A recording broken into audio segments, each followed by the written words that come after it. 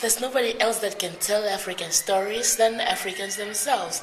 I mean, we have seen it in the past usually when, especially in some Western media, when you see the way that they are depicting Africa, sometimes you see these things on television and you are like, no way, that is not true, it can't be.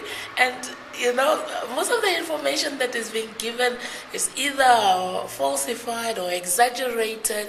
We don't find it very accurate. So I think it's about time that as Africans we start telling our own story. For me, personally, I was doing camera work, but now from this workshop, I've learned something. I can produce my own story. I can edit it. So it's very, it has come in very handy at the right time when we need to show like Africa, show it in a different way, tell stories with our own stories, our own African stories.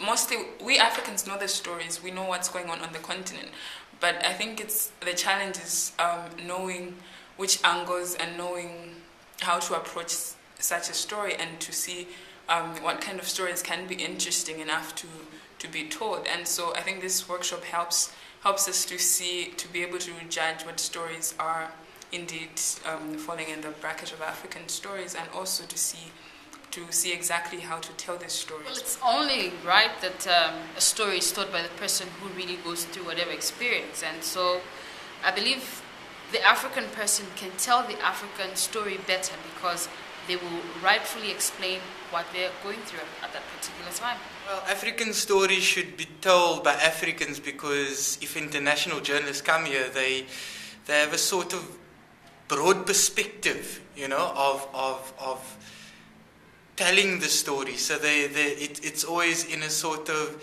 end result thing, it has nothing to do with the nitty-gritty, really.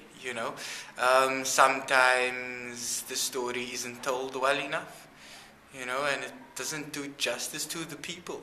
I really think that it is about time that we as Africans tell our stories from here, and